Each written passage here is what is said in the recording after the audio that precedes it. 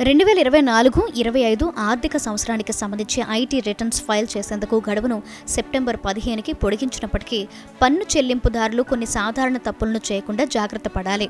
తప్పుడు ITR form ఎంచుకోవడం, ఏఐఎస్ఐ form 26AS ధృవీకరించకపోవడం, ఆదాయాన్ని పూర్తిగా ప్రకటించకపోవడం ఇలా చాలానే ఉంటాయి.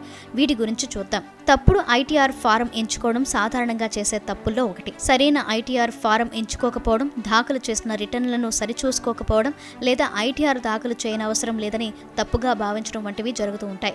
ఇంకొక సాధారణ అపోహ ఏంటంటే పన్ను చెల్లించాల్సిన అవసరం లేని వారు ఐటీఆర్ దాఖలు చేయనవసరం లేదని భావించడం. మీకు పన్ను, టీటీఎస్ రిఫండ్ రావాల్సి ఉన్న ఐటీఆర్ దాఖలు చేయాలి. చాలా మంది వ్యక్తులు ఐటీఆర్ సమర్పించే ముందు తమ వార్షిక సమాచార నివేదిక ఏఐఎస్ ఫారం 26ASను ధృవీకరించడం మర్చిపోతూ ఉంటారు.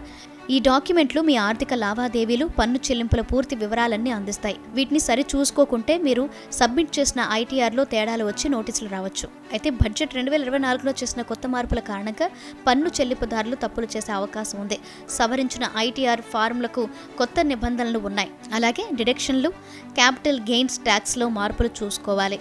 ఆదాయాన్ని పూర్తిగా ప్రకటించకపోవడం చాలా తీవ్రమైన పరిణామాలకు దారితీస్తుంది. దీనివల్ల చెల్లించాల్సిన పన్నులో 50% నుండి 200% వరకు జరిమానాలు, అదనపు వడ్డీ ఛార్జీలు, చట్టపరమైన చర్యలు కూడా ఉండవచ్చు. హౌస్ రెంటల్ అలవెన్స్ మినహాయింపు, తప్పుడు క్లెయిమ్స్ చేస్తే తీవ్రమైన జరిమానాలు ఎదుర్కోవాల్సి ఉంటుంది. తప్పుగా చూపిన మొత్తంలో 200% వరకు జరిమానా పడొచ్చు.